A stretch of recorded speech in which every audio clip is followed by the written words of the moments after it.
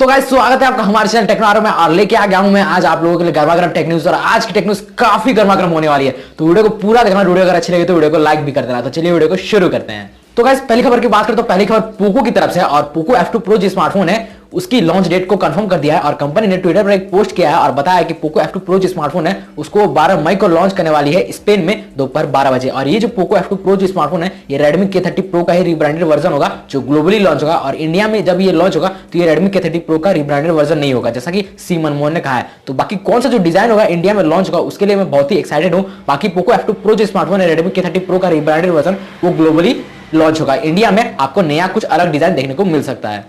तो गाइस दूसरे खबर की बात करें तो दूसरी खबर Redmi की तरफ से है। और Redmi अपना जो Redmi Note 9 Pro Max जो स्मार्टफोन है उसकी जो सेल है उसकी डेट आ चुकी है। और कंपनी अपना जो मी इंडिया ऑफिशियल वेबसाइट है उस पर इस स्मार्टफोन को लिस्ट किया है और बताया कि 12 मई को कंपनी अपना जो Redmi Note 9 Pro Max जो स्मार्टफोन है उसकी सेल को स्टार्ट करने वाली है। तो अगर आपको इसके बारे में और ज्यादा डिटेल चाहिए तो आप मी इंडिया वेबसाइट पर जाकर विजिट कर सकते हैं और चेक कर सकते हैं। बाकी आपको अगर ये स्मार्टफोन परचेस करना है तो 12 मई को इसकी सेल स्टार्ट होने वाली है, तो आप इसे जाकर परचेस कर सकते हैं। तो गाइस तीसरी खबर की बात करें तो तीसरी खबर Redmi की तरफ से है। और Redmi का जो Redmi 9 वाला जो स्मार्टफोन है उसको Xiaomi का ग्लोबल RF सर्टिफिकेशन वेबसाइट पर लिस्ट किया जा चुका है। और इससे ये पता चला है कि अपकमिंग जो Redmi का डिवाइस होगा वो Redmi 9 होगा जिसे कंपनी जल्दी लॉन्च करने वाली है। और प्रोसेसर की बात करो तो इसमें आपको MediaTek का Helio G70, G80 और कंपनी ने जस्ट अभी अनाउंस किया है MediaTek का Helio G85। इन तीनों में से कोई एक चिपसेट आपको देखने को मिल सकता है। और बात करें इसके डिस्प्ले की तो इसमें आपको वाटर ड्रॉप नॉच देखने को मिल सकता है। और मार्च में कुछ लाइव शॉट आई थी Redmi 9 के, तो उससे ये पता चला है कि Poco X2 में जो आपको रियर कैमरा का जो सर्कुलर डिजाइन देखने को मिला था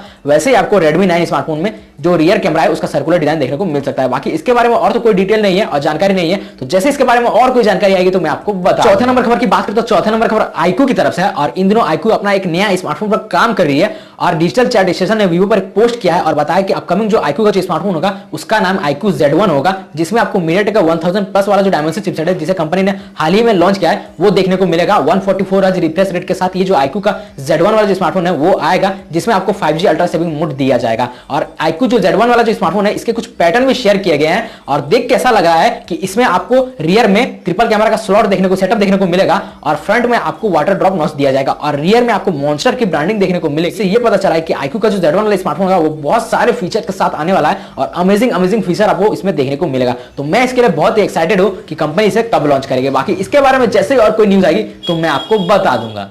तो गाइस पांचवा नंबर खबर की बात करें तो पांचवा नंबर खबर Xiaomi की तरफ से। और Xiaomi अपना जो MIUI 12 है उसको ग्लोबली लॉन्च करेगी 19 मई को, ऐसा मैंने कल आपको न्यूज दिया था और आज कंपनी ने ये कंफर्म कर दिया है और ट्विटर पे एक पोस्ट करते हुए ये कहा है कि स्टे ट्यून। तो इससे ये पता चल रहा है कि कंपनी अपना जो MIUI 12 है उसको ग्लोबली लॉन्च करेगी 19 मई को ही लॉन्च करेगी, ऐसा कंफर्म नहीं है बट जितना भी लीक्स आई है तो उससे ये पता चला है कि 19 मई को ही लॉन्च करेगी। बाकी इससे बारे में तो और कोई जानकारी नहीं है, बट मी इंडिया कब इसे लॉन्च करेगी मतलब यहाँ इंडिया में कब रोल आउट करेगी इसके बारे में और कोई जानकारी नहीं है। बट जो ग्लोबली रोल आउट होगा MIUI 12 वो 19 मई को ही होगा। तो बाकी देखते हैं मी इंडिया इसे कब रोल आउट करेगी, जैसे इसके बारे में और कोई जानकारी तो मैं आपको बता दूंगा।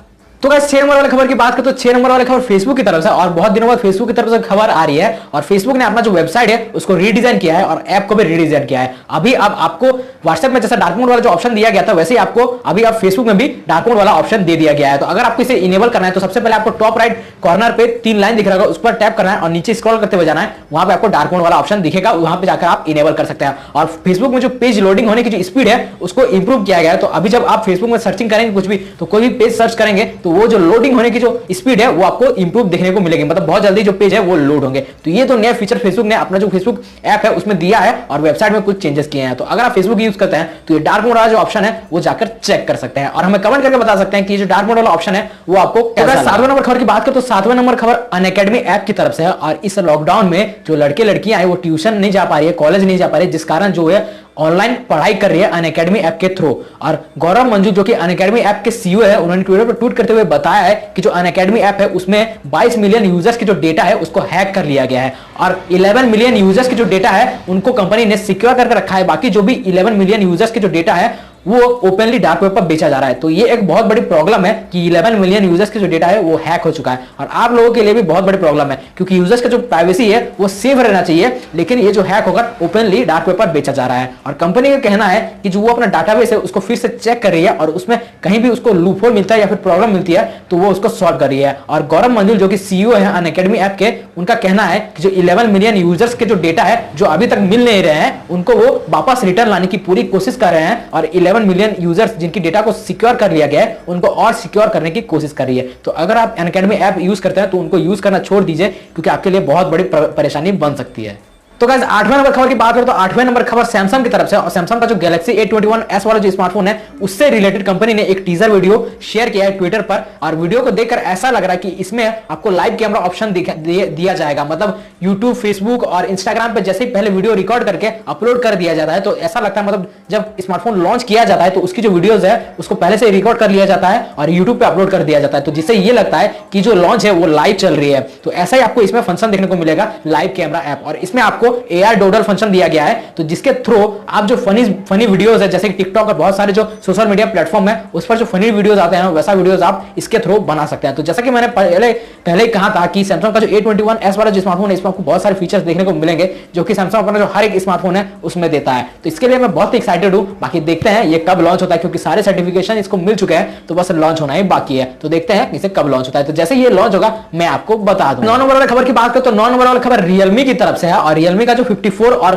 43 इंच का जो स्मार्ट टीवी है उसकी कुछ रिपोर्ट्स आई है, और इसका कंपनी का कहना है कि कंपनी इसे लॉन्च करने वाली है मई के एंड में, और इसमें आपको QLED डिस्प्ले देखने को मिलेगा जो कि बहुत ही बेटर पिक्चर क्वालिटी देगा और बहुत ही बेटर आपको ब्राइटनेस उसमें देखने को मिलेगा as compare to LED display. तो ये जो रियलमी का जो स्मार्ट टीवी है इसमें आपको QLED डिस्प्ले दिया जाएगा, और कंपनी इसे मई के एंड में लॉन्च करेगी। मतलब नार्जो सीरीज को लॉन्च करने के बाद कंपनी अपना जो रियलमी X3 है उसको लॉन्च करने के बाद कंपनी अपना जो ये स्मार्ट टीवी है उसको लॉन्च कर सकती है। और आई थिंक मुझे इतना लगता है कि कंपनी X3 जो है 60x जूम उसको लॉन्च करते ही कंपनी अपना जो ये स्मार्ट टीवी है दोनों एक साथ लॉन्च करेगी। मतलब रियलमी X3 60x जूम और ये जो रियलमी का जो स्मार्ट टीवी है 55 इंच और 43 इंच इन दोनों को एक साथ लॉन्च कर सकती है रियलमी नार्जो सीरीज के बाद। बाकी आप क्या सोचते हैं और आप इसे परचेस करेंगे कि नहीं, आप हमें कमेंट कर बता सकते हैं। तो गाइस 10 नंबर वाले खबर की बात करें तो 10 नंबर वाला खबर रेडमी की तरफ से है, और मतलब आज तो रेडमी टेक न्यूज में छा ही गया, पूरा टेक न्यूज में छा गया रेडमी।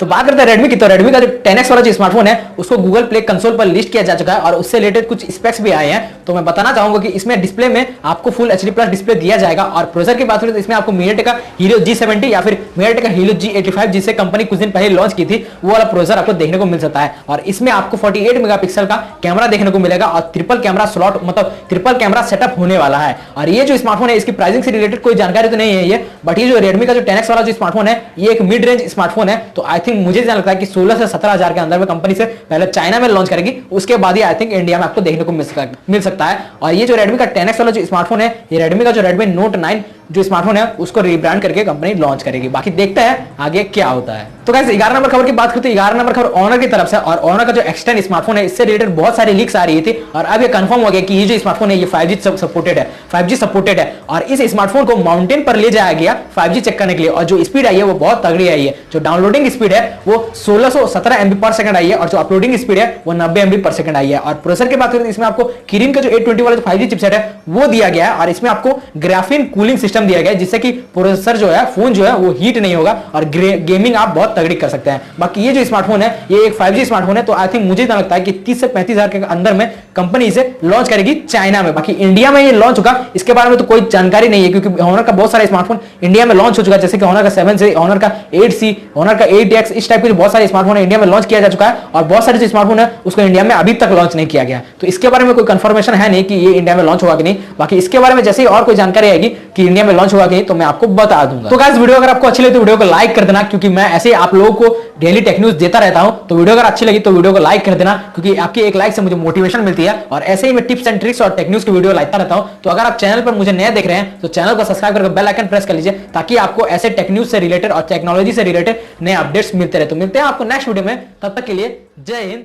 जय भारत।